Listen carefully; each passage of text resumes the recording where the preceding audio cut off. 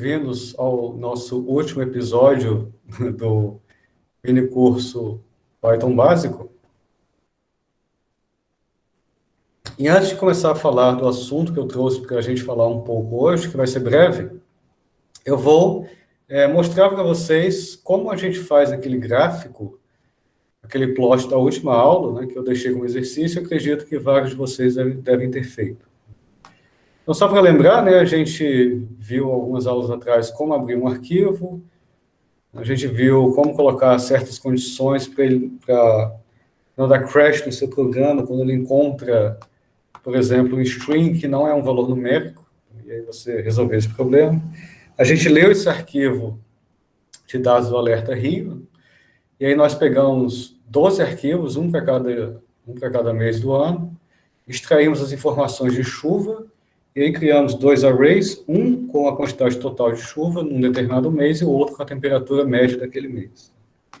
E aí, o que a gente quer agora é fazer um plot de barra para o total de chuva e um plot com ponto e linha da temperatura média em função dos meses. Então, eu vou chamar aqui o matplotlib, importar. Só lembrando, em geral, a gente não importa módulos no meio do programa, né? O ideal é que você importe tudo no começo. Mas como eu vou fazer esse exemplo aqui, focado no matplotlib, eu importei aqui. Você pode importar em qualquer parte, mas, em geral, a gente importa os módulos que a gente usa no começo do programa. E aí eu vou criar aqui uma lista, onde cada entrada dessa lista vai ser um string que representa o mês, que representa uma abreviação do nome do mês. Então, criei. E agora vamos fazer o plot. Como eu falei, para esse plot a gente vai usar dois eixos, porque, obviamente, o eixo Y que me dá a chuva é muito maior do que não é maior, é totalmente diferente do eixo Y que me dá a temperatura. Então, eu vou fazer um plot com dois eixos, onde barra, o tipo de gráfico, né, barra vai ser chuva e ponto e linha vai ser temperatura. Então, eu vou fazer um exemplo semelhante ao que a gente fez antes. Então, eu vou chamar o meu plot em barras de plot 1, e aí eu vou dar as entradas. Mês, que é essa lista aqui, que vai me dar o eixo X. Chuva array, que é aquele array que eu criei antes, que vai guardar o total da chuva. E vou definir aqui, vou colocar uma largura para a barra. Né? Lembra que se eu não colocar essa opção, o default é 0.8. Então, vou diminuir um pouquinho a largura da barra, 0.7. E aí eu vou colocar o label no meu primeiro eixo Y, precipitação, com a fonte de 12, e vou colocar um label no meu eixo X, que obviamente é igual para os dois, mês, fonte 12. E aí, como a gente viu, para fazer um segundo eixo Y, usa a opção twin X. Aí vou escolher um range, tá? Obviamente ele vai escolher um range dentro dos dados, mas para o meu gráfico ficar melhor, eu vou escolher o limite desse segundo eixo Y como sendo entre 20 e 30, e aí como esse segundo eixo Y é diferente, vou colocar um label nele. E aí, veja o que eu fiz aqui, ó. Eu fiz uma gambiarra aqui para poder aparecer na descrição do eixo Y, o grau Celsius. Então, o que eu fiz? Eu botei essa opção R, botei temperatura, tá? Aí botei R, para ele colocar aqui, ó. Lembra que quando eu escrevo alguma coisa entre esse R, escrevo alguma coisa entre esse símbolo dólar, eu vou usar meus comandos em LaTeX. Então, eu queria colocar aquele símbolozinho aquele zero, né, do grau Celsius, aquele O do grau Celsius, eu escrevi dessa forma, aproveitando os comandos em LaTeX. Em plot 2, agora ele vai guardar a linha, que é onde vai ser a temperatura. Veja, ó, a entrada X desse é igual à entrada X desse. Vai mudar agora que eu vou passar para ele o array de temperatura média. E aqui estão as opções da linha. Eu quero vermelha, linha cheia e ponto círculo, né, com largura de linha igual a 2. Aí, como a gente viu, ó, isso aqui é para fazer a legenda. Então, vou chamar isso plots, vai ser plot 1 para plot 2. Esse plot 2 já é uma lista, mas como esse plot 1 aqui não retorna uma lista, eu vou colocá-lo entre colchetes para ele virar uma lista. E aí eu vou definir uma lista com o nome das legendas. Esse daqui vai ser precipitação, esse daqui vai ser temperatura média. E aí, escrevo a legenda e boto o save fig para ele salvar esse gráfico para mim como PDF. Tá aí. Fez para mim meu gráfico com 2 eixos, com as informações extraídas naquele arquivo do Alerta RI. Ok, então resolvemos esse problema. Vamos agora, para a gente encerrar, tá? Eu não vou falar mais de nenhum outro assunto relacionado a Matplotlib. A próxima temporada da série vai começar com o Matplotlib, né, funções mais avançadas. Mas o que eu vou falar agora é algo importantíssimo quando a gente faz programa, tá? E é algo que realmente às vezes dá muita dor de cabeça, que é chamado de debugging ou depuração. Frequentemente você vai precisar encontrar erros no seu código e muitas vezes esses erros não são tão óbvios. Você pode ter erros alguns tipos de erros que realmente eles pagam o seu programa, da crash, você tem que ver onde está o erro.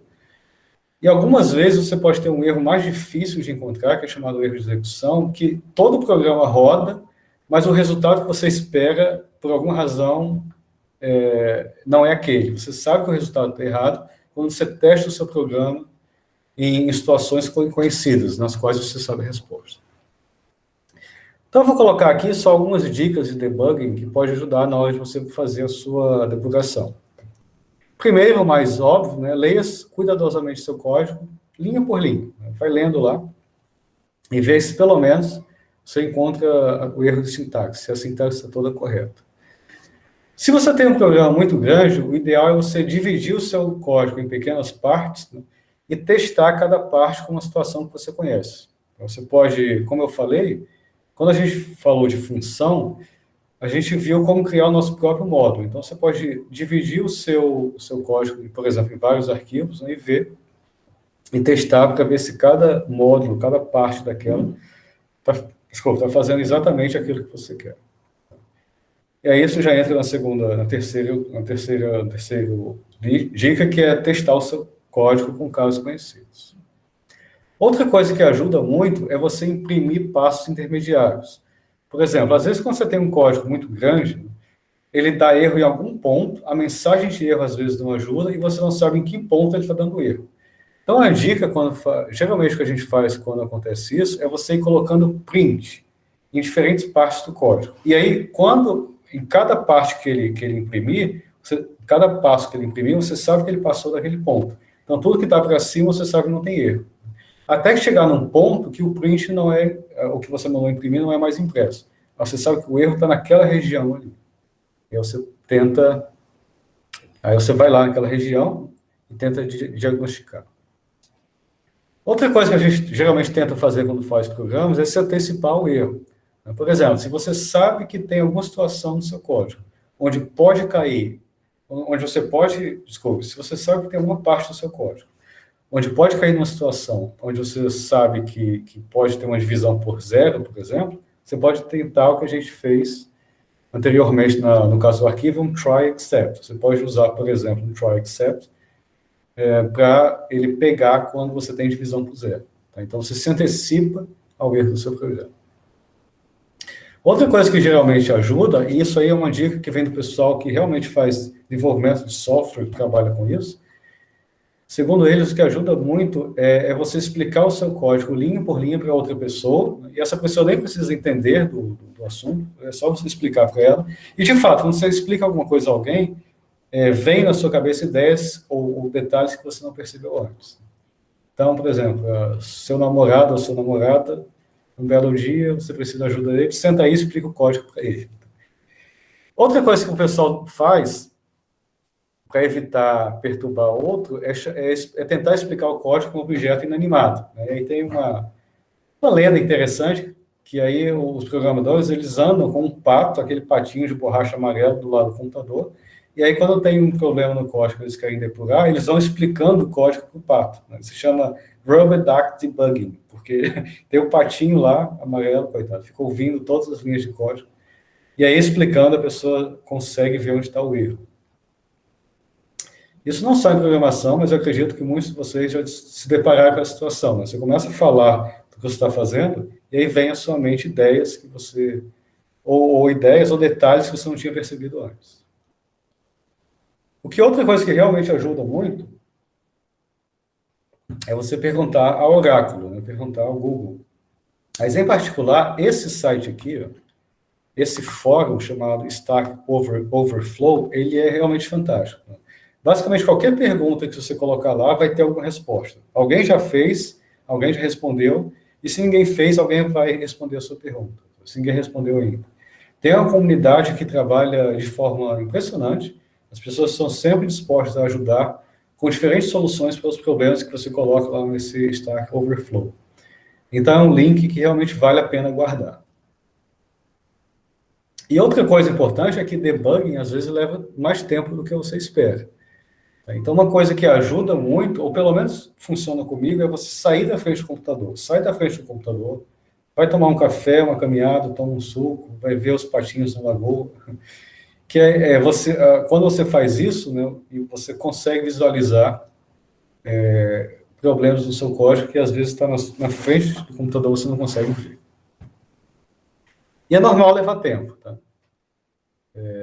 Código dar errado inicialmente é a coisa mais comum do universo. Então, nada novo nesse caso. Alguma pergunta?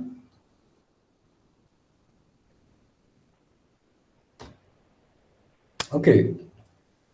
Eu vou deixar para vocês aqui, como motivação, 2 links de aplicação do que a gente aprendeu. Então, alguns de vocês devem saber disso, quando a gente consegue modelar matematicamente epidemias. E a gente faz isso através de uma modelagem ou de um modelo chamado SIR. Esse SIR, ele vem de suscetível, infectado e recuperado ou removido. Então, nessa modelagem, você consegue modelar, na verdade, nesse modelo você consegue modelar a evolução de uma epidemia usando um conjunto de equações diferenciais acopladas. Eu escrevi uma nota didática sobre isso. Se você tiver interesse, quiser saber mais sobre o assunto, tem um link aqui, esse aqui, vai dirigir você a uma nota que eu escrevi explicando como a gente faz modelagem matemática de epidemias para ter uma previsão de como a epidemia evolui com o tempo, né? Como esse número de infectados e suscetíveis e recuperados ele evolui com o tempo, dependendo de alguns parâmetros. Agora, em geral, para você solucionar essas equações diferenciais, a gente faz isso numericamente. Para isso, a gente escreve um programa em Python. Então, esse código aqui, esse link é um código em Python que ele usa muita coisa que a gente estudou. Ele usa loops, ele usa list, ele usa array, ele usa o pyplot, ele usa string, ele usa condições. Então, se você quer ver um exemplo de aplicação de que a gente estudou, eu tenho certeza que a maior parte desse código você vai conseguir entender com o que a gente aprendeu nesse mini curso. Tá? Tem algumas partes lá que são um pouco mais avançadas que eu não falei, mas a maior parte do código eu acredito que você vai conseguir ler sem muito problema. Então, se você tem interesse nesse assunto, confere lá. E por último, eu vou deixar aqui algumas sugestões de bibliografia, caso você queira mergulhar no maravilhoso mundo do Python, tá, e da programação. A gente sabe que existem inúmeros, milhares, infinitas fontes de informação sobre Python na web, na internet. A internet tem a vantagem de você ter uma informação sempre atualizada, mas eu ainda prefiro os bons e velhos livros. E eu vou deixar aqui como sugestão 4 livros para vocês, caso vocês queiram estudar mais sobre o assunto. E esses livros, eles contêm a maioria das coisas que a gente falou e muito mais. Então, o primeiro dica que eu dou é esse livro aqui, o Sprong, que é um livro muito legal. É um livro, inclusive, gratuito, ele está disponível online, nesse link aqui. Se você clicar, esse link vai dirigir você para esse livro. Mas deixe-me dizer que esse livro não é um livro de computação científica. Ele é um livro para quem quer começar a aprender a programar. Então, se você conhece alguém que quer começar a aprender a programar, nunca estudou nada de programação, quer começar a aprender a programar usando Python, esse é o livro indicado. É um livro onde ele vai tratar das coisas mais básicas de programação e do Python. É um livro indicado e é gratuito, tá? Mas não é um livro de programação científica. Então, você não vai ter lá coisas como NumPy, Matplotlib, SciPy, não tem nada disso nesse livro. Tem um outro livro muito bom, esse livro aqui do Kinder e do Nelson. Ele é um livro fininho, ele é um livro de menos de 200 páginas, mas que tem praticamente tudo que a gente falou nesse mini curso. Então, se você tivesse que escolher um único livro para ler dessa lista, eu sugeriria esse livro do Kinder. Se você tiver tempo de ler só um livro, eu sugiro esse. É um livro realmente muito, muito legal, muito interessante. Ele é bem compacto e tem praticamente tudo que a gente estudou nesse mini curso e mais algumas coisas. Se você quiser escalar um pouco mais, né, aprender mais coisas sobre programação científica, esse livro aqui é um dos melhores livros que... Bom, eu não conheço muitos, mas dos livros que eu conheço, esse aqui é um dos melhores que eu já vi. Realmente é um livro muito bom de programação científica, essa parte de Python.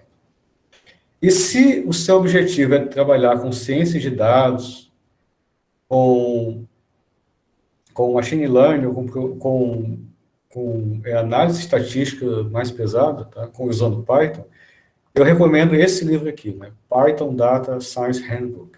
Ele realmente é um livro muito bom. Ele está um pouco desatualizado, porque eu acho que ele como vocês sabem, essa área muda muito rápido, né? Então, esse livro aqui é de 2017, se não me engano. Assim, tem algumas coisas nele que já mudou, mas assim, nada que prejudique o conteúdo do livro. É um livro muito bom voltado para a ciência de dados. E ele tem coisas, por exemplo, se você deseja aprender pandas, né, que foi aquele módulo que eu falei para trabalhar com arquivo, esse aqui é uma boa referência para pandas. Se você estiver interessado nisso, vale a pena consultar esse livro. Tem muitos outros que tem, mas eu deixei aqui para vocês só os que eu realmente conheço. E na web tem um mundo, né? Eu só vou listar aqui nessa parte da web, eu vou listar aqui só os links mais óbvios. Primeiro, a documentação do próprio Python, python.org, você pode entrar lá, você vai ter todas as informações sobre códigos em Python, exemplos, a diferença entre as versões, tem muito material. O link para o módulo NumPy, né, e realmente, esse é um tipo de coisa que eu realmente recomendo vocês olharem quando tiver qualquer dúvida. Se você já tem uma certa experiência com Python, a melhor coisa para você ver como alguma coisa funciona é olhar diretamente na documentação. Então, aqui eu deixei o link para a documentação do NumPy, do Matplotlib, e um tutorial interessante também que está disponível na internet, não ligado diretamente às páginas do Python, mas esse é um tutorial bem interessante, que também tem muita coisa que a gente discutiu. Como exemplo de uso dessa documentação, eu vou abrir aqui esse link do NumPy. Aí vamos supor, por exemplo, que você está interessado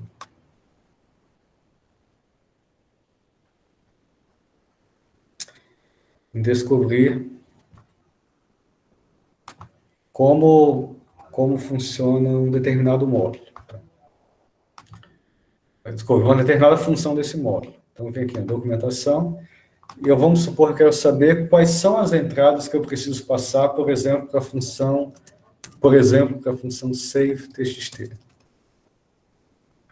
Aí vem aqui, ó, NumPy saveTxt. Então, aqui, ó, ele vai descrever para mim todas as entradas dessa função. E aí, ó, lembra quando a gente viu função, quando você tem um valor já atribuído a um argumento, esses são os valores default, ou seja, eu não preciso passar obrigatoriamente esses valores para a função, porque se eu não passar, ele vai usar o default. Então, ó, você vê que o saveTxt, a única coisa que eu sou realmente obrigado a passar é o nome do arquivo, obviamente, e esse X aqui, que é uma lista ou um array. Mas aí o legal é que cada uma desses parâmetros, dessa função, ela é explicado aqui embaixo. Então, quando você precisar usar uma função do NumPy ou do Matplotlib, você quer saber exatamente quais são as entradas e as opções que você tem, Aí você vem aqui, coloca o nome e vê a descrição da documentação. Geralmente funciona muito bem. Ajuda muito na hora de você escrever seu código.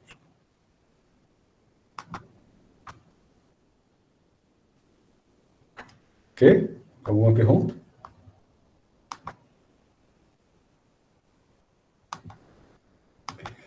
Ok. Então, hoje a gente vai fazer um exercício, tá? Um exercício interessante, juntar algumas coisas que a gente aprendeu, só frisando uma coisa que eu falei antes. Desculpa, para quem não estava aqui ainda, esse nome do projeto final não é nada que é obrigado a fazer, nem que vai valer nota, e nem vai ser necessário isso para ganhar o certificado, nada disso. Tá? Esse é um exercício para a gente fazer agora. Eu chamei de projeto final só porque é o último exercício que a gente vai fazer. Então, o que acontece? Vocês devem ter visto que eu coloquei lá no Classroom de vocês esse arquivo PDF e um arquivo CSV chamado Rigsdata. A gente vai pegar esse arquivo e a gente vai ler esse arquivo, vai escrever um programa em Python para ler esse arquivo, e a gente vai plotar esse arquivo junto com duas outras funções. O que é esse Rigsdata? Bom, talvez quem é da física aqui vai lembrar, esse Higgs, na verdade, esse Higgs-Data são dados da descoberta de uma partícula chamada bóson de Higgs, que foi descoberta num laboratório chamado CERN. O CERN anunciou a descoberta do bóson de Higgs em 4 de julho de 2012, ou seja, a gente vai fazer quase agora em julho 9 anos essa descoberta. E o Higgs, em termos simples, ele é uma partícula que está relacionado com a massa das partículas elementares. Mas o que a gente quer fazer aqui é pegar esses dados do Higgs, tá? E esses dados são dados reais, que levaram à descoberta do Higgs, e fazer um gráfico com ele. Um gráfico semelhante ao gráfico que foi anunciado na descoberta do Higgs. Obviamente, esse arquivo que eu passei para vocês é um arquivo que já foi processado, né? O que eu passei para vocês é uma versão simplificada só do gráfico final.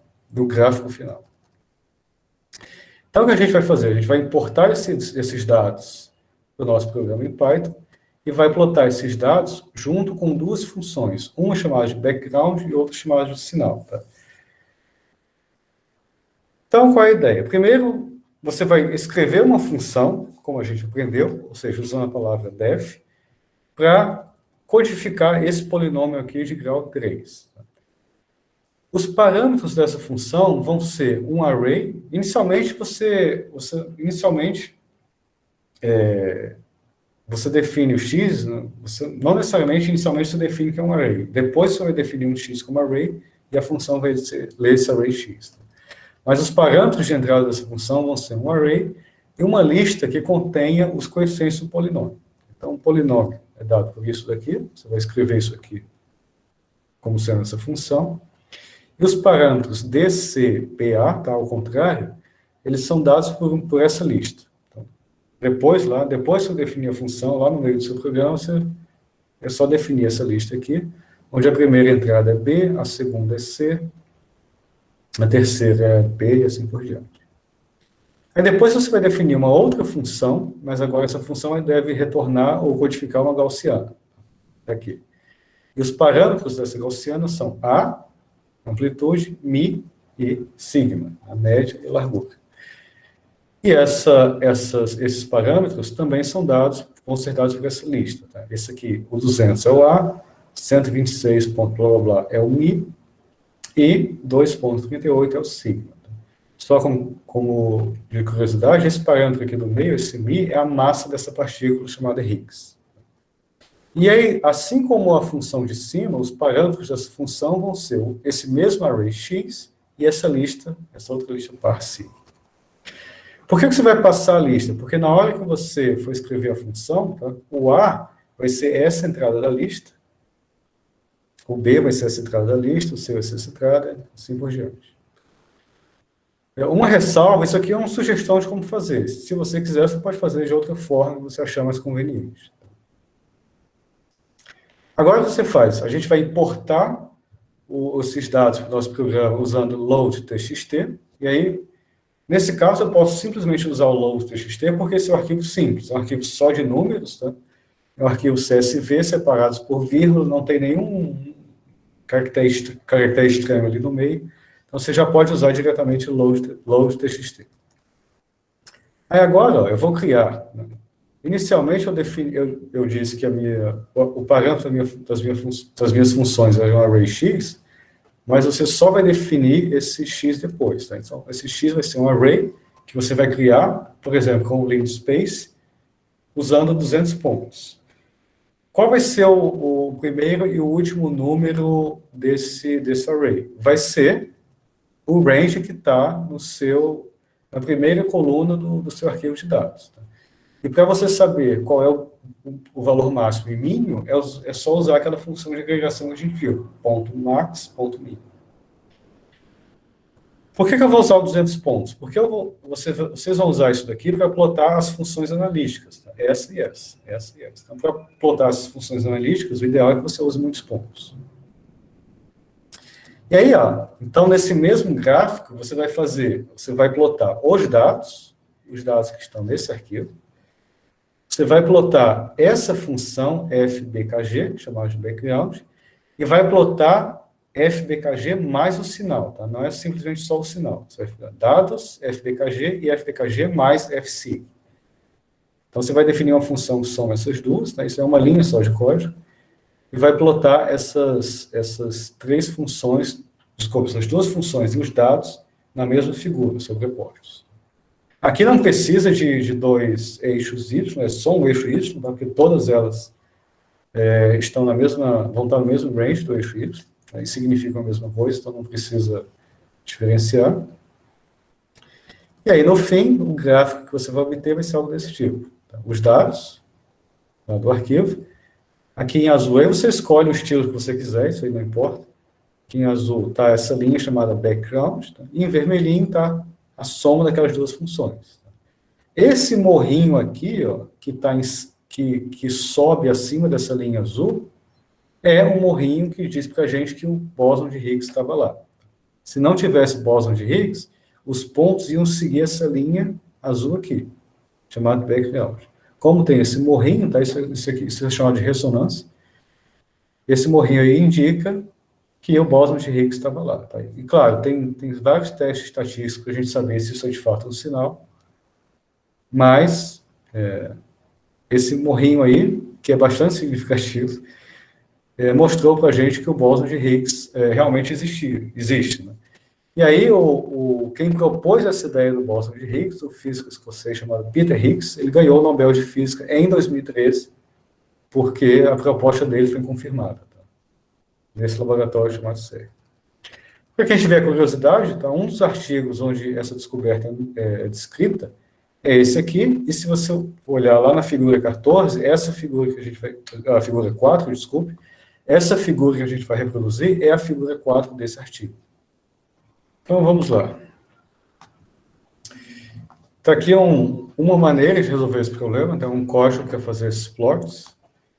Como de costume, a gente sempre deve importar os módulos no início do programa, então eu vou importar NumPy e matplotlib.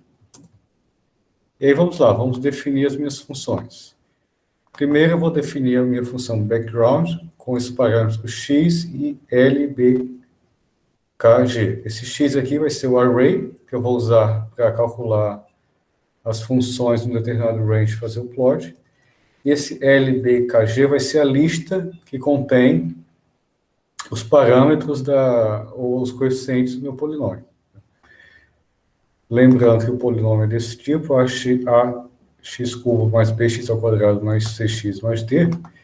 Então, eu vou escrever ao contrário aqui. Ó. LBK índice 0, que é o primeiro índice da lista, que vai ser o d. LBKG1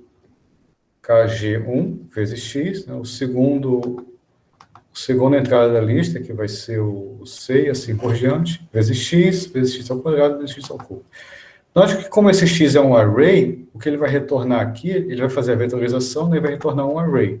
É a mesma coisa se eu tivesse feito y igual a isso, e return y. É a mesma coisa que a gente fez nos exemplos anteriores. Eu definia um array x e fazia y igual a NumPy seno x. Ele já calculava o y, ou seja, calculava o seno de x para cada entrada daquele array x, e o y ali já era um array. Então, isso aqui, ó, na vetorização, ele vai calcular tudo isso, ele vai calcular essa função para cada valor de x. Então, isso aqui vai retornar um array com todos os valores calculados desse polinômio para cada valor de x. A mesma coisa a função sinal, também x, e aqui a lista LC, que vão ter os coeficientes, os parâmetros daquela função. Então, aqui é o A. Então, lembrando, minha função é gaussiana. Então, eu tenho os parâmetros A, Mi e sigma. Então, aqui é o A, vezes exponencial, aí eu estou chamando a função exponencial do módulo NumPy, vezes menos 0,5, x menos L sig 1, que é a entrada que tem índice 1 dessa lista. A entrada que tem índice 1 dessa lista, que vai ser o Mi, e a entrada que tem índice 2 é o sig. Índice 2 é o sigma. Aqui, ó, L sig 2, que é o sigma, elevado ao quadrado. Veja exatamente como está aqui, ó, tudo isso ao quadrado, explicado por esse fator A, que vai ser o LC. Ok, definir. Dá Enter, porque eu sempre esqueço. E aí, ó, aqui eu vou definir as listas que contêm os coeficientes do polinômio e os parâmetros da gaussiana. Ok. Agora eu vou importar os dados. Como a gente viu, load.txt, importei os dados. Como esse arquivo é um CSV, ele é separado por vírgula, então eu tenho que dizer para ele que o delimitador é vírgula. Se fosse só espaço, eu não precisava disso, mas como é vírgula, eu tenho que colocar o delimitador vírgula. E aqui eu vou usar slice, ó, só para ver as primeiras 5 linhas desse arquivo. Então aí, ó, as primeiras 5 linhas do arquivo, isso aqui me mostra que ele leu o arquivo corretamente. E aí, como de costume, quando a gente lê um arquivo desse tipo, o que faz? Eu vou guardar nesse array data_x a primeira coluna, então eu faço 2 pontos, vírgula 0. Data_x vai ser um array que guarda todos os números da primeira coluna. Data_y, 2 pontos, vírgula 1, vai ser o array que guarda todos os números da segunda coluna. E aí, como depois eu vou criar um array x para plotar as funções, eu vou pegar, ó, usar as funções de agregações máximo e mínimo, né, nessa primeira coluna, para ver qual é o range dessa primeira coluna. Então, ele vai de 101 a 159. Agora eu vou criar o meu array x, tá? Daqui a pouco vai ficar mais claro para que eu preciso dele. Então, eu vou usar linspace, 200 pontos, e se eu quisesse, eu poderia colocar isso daqui, ó, data_rigs 2.0 mínimo aqui, e esse aqui, ó, que retorna máximo, eu poderia colocar aqui. Tá? Aqui eu preferi colocar de 100 a 160, mas se você quisesse fazer automático, você poderia pegar essa linha, obviamente isso é um print, né, essa linha aqui, e jogar aqui. Que automaticamente ele já ia fazer para você, ia pegar os máximos e mínimos, e ia criar o x naquele range. E eu vou definir f total, ó, como sendo bkg, x par underscore bkg. O que é bkg? É essa função que eu defini aqui, ó. Essa função que eu estou chamando de bkg, que retorna o polinômio. E as entradas dela vai ser o array e a lista com os parâmetros, com os coeficientes do polinômio. Tá? Então, aqui, ó, quando eu jogar aqui, ele vai retornar para mim esse array. Um array com todos os valores, com o polinômio calculado para cada valor de x. E aqui a mesma coisa, a função sinal, tá aqui, a função sinal também, x e essa lista que contém os parâmetros, vai retornar outro array, e aqui, como eu estou somando 2 arrays, né, ele vai fazer a vetorização novamente, ou seja, vai pegar o primeiro elemento desse, somar com o primeiro elemento desse, o segundo elemento desse, somar com o segundo elemento desse, e assim por diante.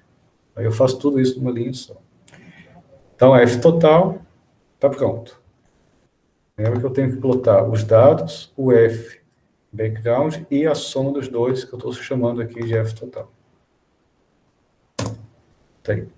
Agora vamos fazer o plot. Quais são os plots que eu quero? Data X e data Y, ou seja, a segunda coluna versus a primeira, que são os dados. Vou querer na cor preta, o K, e com marcador círculo. E para a legenda, eu vou colocar aqui o label. O label, que vai aparecer na legenda, vai ser data. O segundo plot vai ser quem? X. Aí você pergunta, poderia ser data X também aqui? Poderia. Acontece que eu estou usando X, porque como eu quero plotar uma função analítica, o melhor que eu tenho a fazer é usar muitos pontos. O ideal, quando você vai plotar uma função analítica, é você usar mais pontos do que os pontos que você tem na sua lista, no seu arquivo de dados. Então, eu criei esse array X para plotar a minha função com uma boa resolução, ou seja, com muitos pontos. E aqui eu vou chamar, bkg x par bkg, ou seja, ele vai retornar um array que é o polinômio calculado para cada valor de x. E aqui eu vou colocar, linha azul, tracejada, e o label bkg, background.